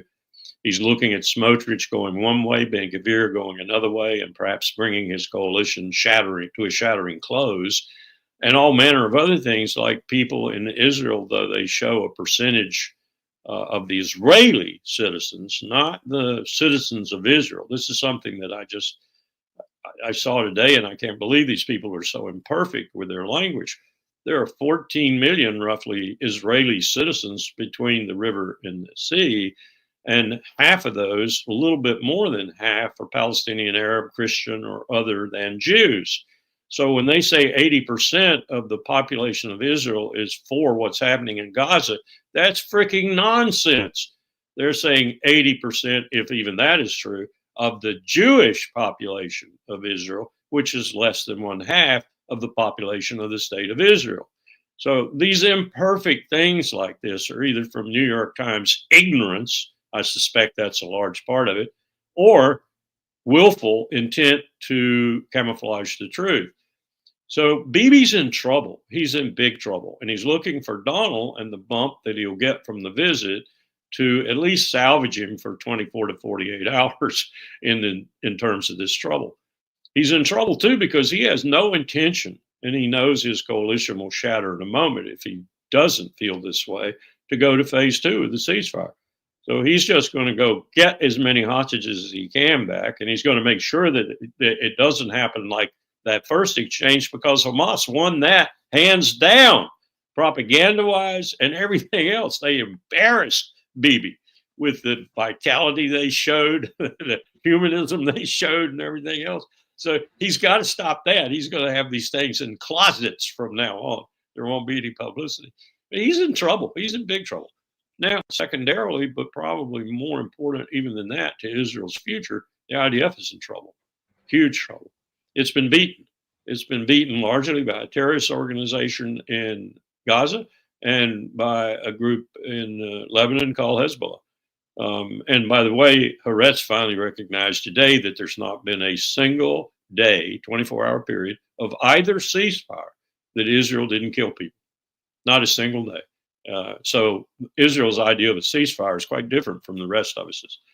And there's not a single day now since they moved into Syria that they haven't moved further into Syria. So we're looking at a possible confrontation between Turkey and Israel as soon as Turkey figures out that Israel isn't going to stop. Bibi has got his plate full, and not least of which is Donald Trump, because Donald Trump doesn't like him at all and will find the first opportunity to discard him. And Bibi doesn't understand, I don't think, maybe he does, but I don't think he does, what I've said before. Israel is our attack dog in the line. And so he doesn't like being a puppet. He doesn't like being a slave to another entity. but he is really.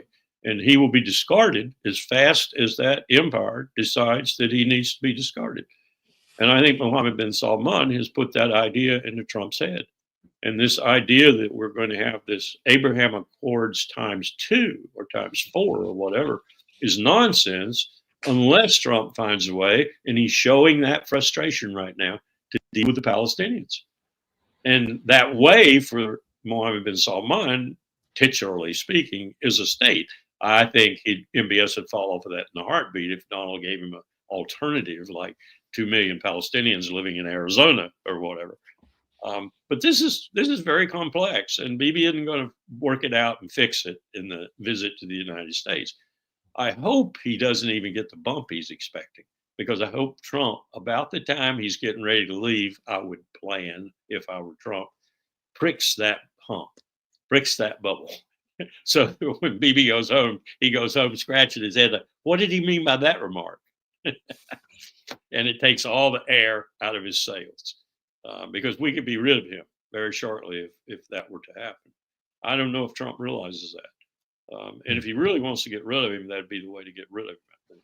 And I'd be, if I were Trump, if I could crawl into his character, impossible, I think, but I would be willing to deal far more forthrightly and upfront with a new guy, no matter who it was, than with Bibi.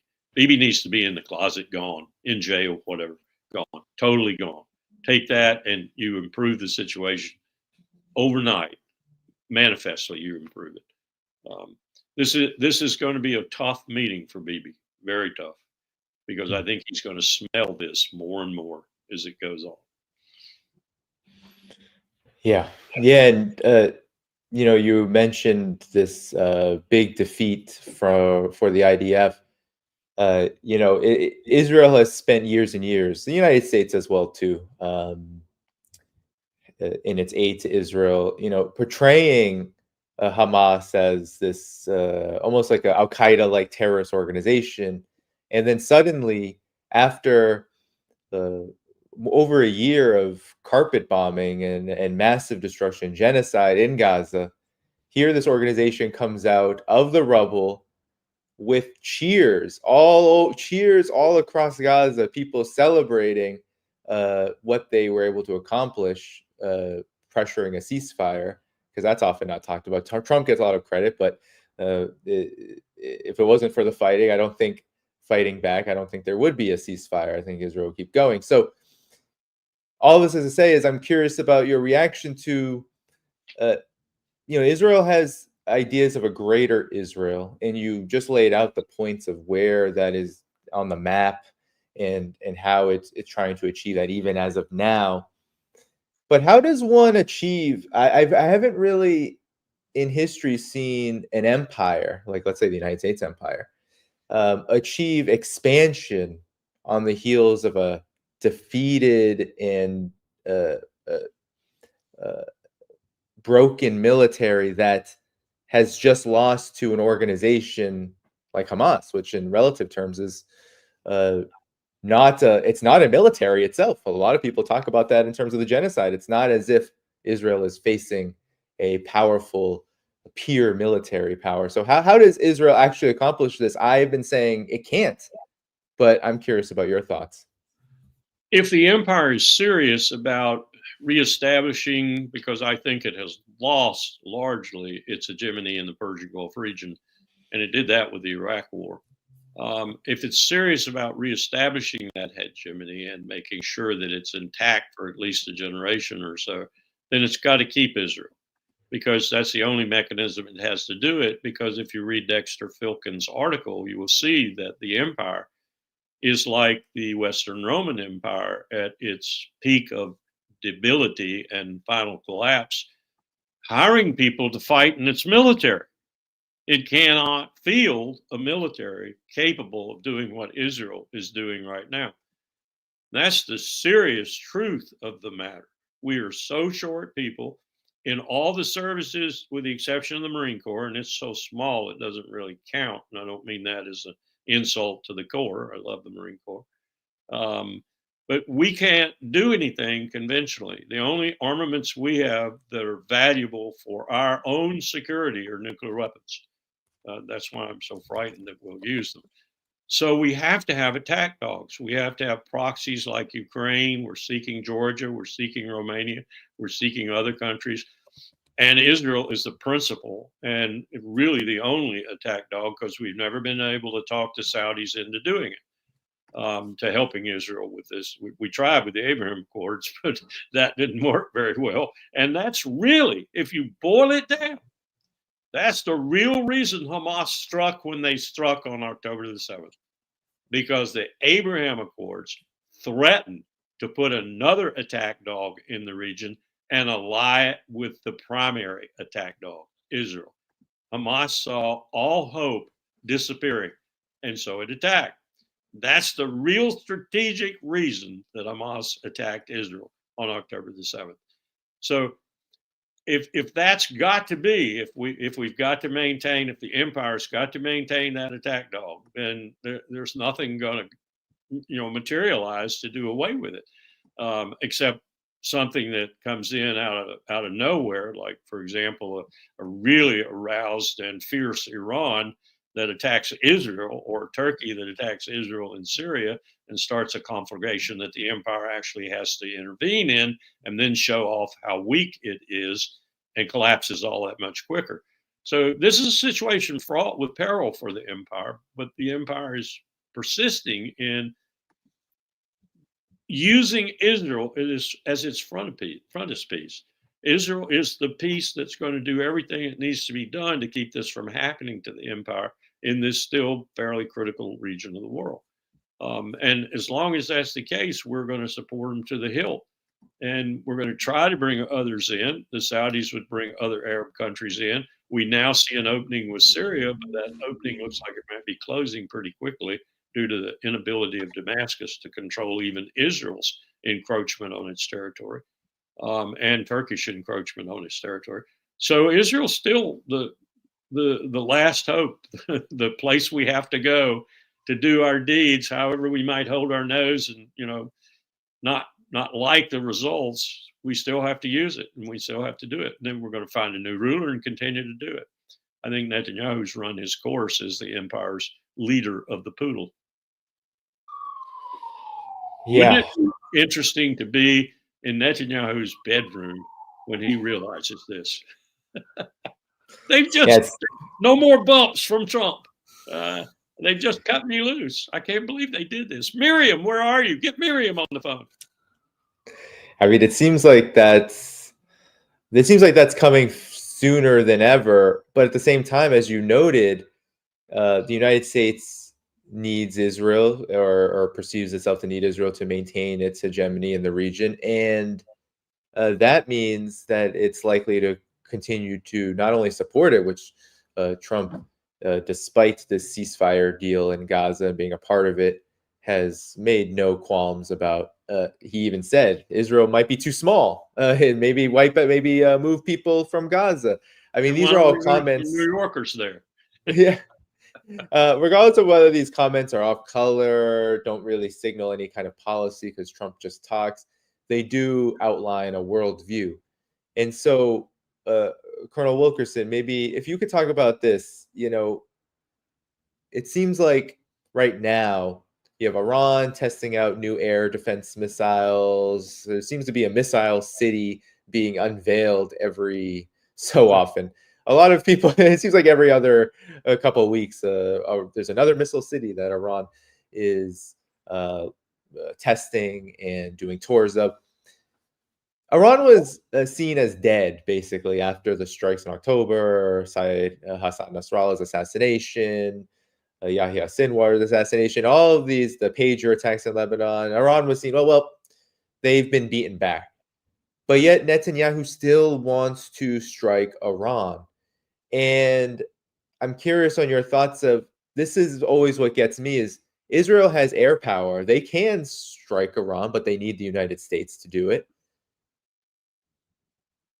If Israel cannot take on Hamas and has already suffered that humiliation in what seems to be now if it goes back to war, permanent war in on Palestine that will last for however long it lasts. Well, Iran is a big, major power with capabilities that have not even really been tested so much. So I'm curious on your thoughts about where this is all going to go. Do you believe that Israel can successfully pressure an approval of a strike on Iran? Because it has to have the U.S.'s blessing. Your thoughts? I think I could put it into context for you by saying if the IDF, let's just say the IDF decides to use Syria as a launching point and invade Iran, they'd disappear. They wouldn't even get across the Zagros Mountains. They'd disappear. Iran would decimate them. 90 million people, 52% of whom are homogenous Persians. Even the peripheral peoples who are tribal basically and maybe have some gripes with the Persians and others would probably coalesce around the Tehran government, regardless of what we think of the Tehran government, because you're on their soil. Israel would be so soundly defeated that you wouldn't be able to find a single Merkava tank. You wouldn't be able to find a single IDF soldier. They'd all be gone. Gone. Wisp in the breeze. So the only thing Israel has really to attack Iran with is air power. Now, in the last attempt to do this, the so-called 100-plane strike and such, where they were getting, as they have in every single one of these operations conducted to this point, major ISR help from the United States, from Jordan, from Iraq, and from other powers in the region operating with us, the British, for example, intelligence help there too, and intelligence help from us. In all these other operations, they really didn't do a damn thing to Iran. They even got scared away majorly in the last attempt because their lead pilots in the so-called sophisticated F-35 phenomenal airplane encountered radars and radar signals they had never seen before and were frightened to go any further. Remember, this is an IDF that principally drops bombs on women and children in Lebanon, in Gaza, and elsewhere. And it's been dropping bombs on women and children for about 20 years plus. So they turned tail and ran. So did, I might add, the escorting aircraft who were hanging off in Iraq and elsewhere, Jordan, from other countries like Al Udeid airfield in Qatar. And guess who those were? You don't get any guesses. You know who those were. And from also, I'm told, the airfield King Khalid, I think it is in Saudi Arabia. So Israel has done nothing without U.S. support on the wings or actually main support. If it were to go and try alone to destroy Iran's nuclear facilities and Iran were to respond to that in force, then Israel would have a situation that would rapidly, I think, become existential for them. That's very dangerous. That's extremely dangerous. Would we go in at that point before we reach that point of existential reality for Israel? I don't think so. I really don't think so, because we are going to get beaten too. We're going to get beaten and embarrassed majorly, and we're going to have to go to, shall we say, Iraq-like proportions, Afghan-like proportions, with no results except money spent and lots of casualties on both sides. And what is that going to buy us? And the Pentagon knows that. The Pentagon knows that. They've war gamed this. They know it. So we've arrived at a point where Israel is virtually destroyed. The United States is hugely embarrassed and no way to get out. We just stay there and we occupy Iran, a country of 90 million people and vast strategic depth and incredible terrain. It's not like Western Iraq, for example. They got huge mountains, variable temperatures, different situations in those temperatures. Let's go do it and put a real speed button on the demise of the American empire. Yeah. Pick up the pieces. I agree with you. I think that's exactly what would happen, and it would cause, you said, a speed, an acceleration of the collapse of the American empire. I mean, even just what it would do domestically in the United States. Yes. It's trying. What did George W. Bush say? He said, "Fool me once, shame on you. Fool me twice, shame on me. Fool me a third time. I'm not going to get fooled again." Well, you do this enough times. There's likely to be some blowback, aka people just don't have any appetite for this. It would be an incredibly costly, as you said, venture. They wouldn't be able to use. They would need manpower and it just would not go well. But Colonel Wilkerson, Dexter any Filkins, final thoughts? Yeah. Dexter Filkins talks about in this article, finally someone with credibility talking about how the ships we have, we can't man. The fighter aircraft we have, we can't man. We don't have people. And we're like Ukraine to a certain extent. Jake Sullivan supposedly said, if you don't have soldiers, you can't fight. You're right. You don't have pilots, you can't fly. You don't have ships, people to man the ships, you can't sail. Those are my final words, is the empire needs to accommodate, not challenge, not threaten, not sanction, not use proxies. It needs to accommodate. We need to learn how to accommodate. Yes, and that's certainly that comparison to Ukraine is interesting. It's certainly one way of making the world in America's image, creating vassal-like situations. We've always had this idea, and I think it was a very powerful idea. George Washington had this idea, and George Washington was a seminal character in promoting this idea. Simon Bolivar actually had the Marquis de Lafayette come to his inauguration, as it were, after the wars were over, and Simon was the savior of South America. And he said, in his own language, he said something to the effect of, "I've got the man here representing the greatest freedom movement in the world, and I've got his emissary, Marquis de Lafayette," because he brought a medal from Washington to give to Simon Bolivar. Those were powerful moments. And the ideas behind our revolution were powerful ideas. If only we would just promote those ideas instead of going out with bombs, bullets, and bayonets and nullifying those ideas. Exactly. And you nullify those ideas, you don't even have a chance to truly apply them. Then you're just nothing more than a tyrant looking to work your will on whomever you're fighting.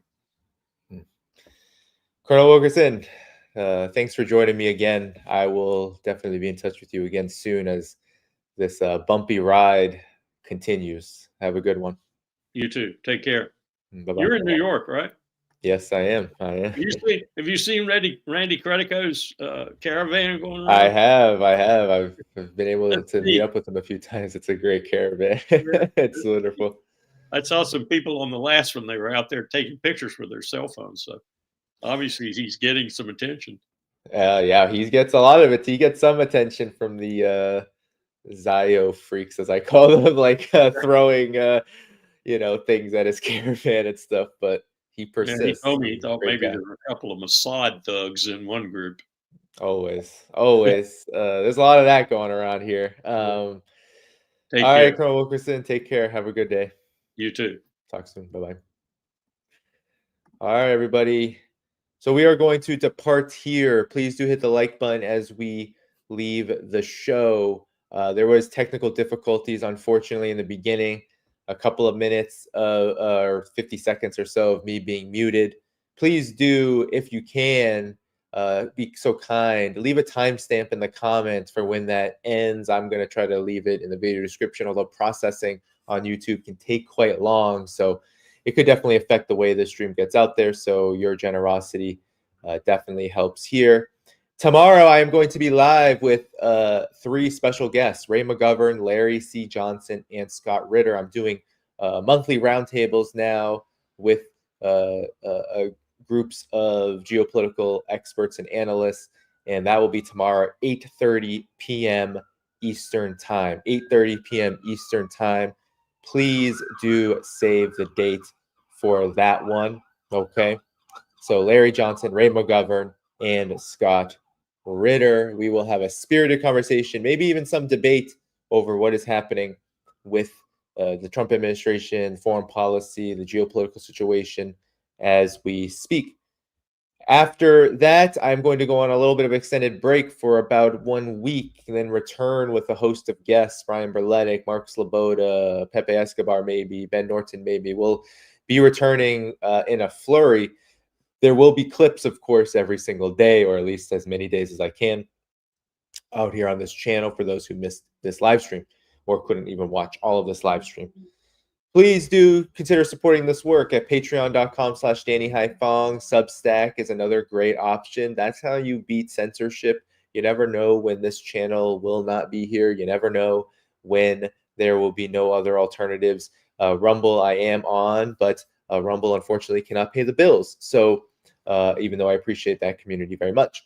So please do support me at in those areas. You can also, of course, do one-time support options as well. I don't think we had any super chats for today, but you can also leave a super thanks. You can leave a buy me a coffee, PayPal, all of that works right now. That's all in the video description.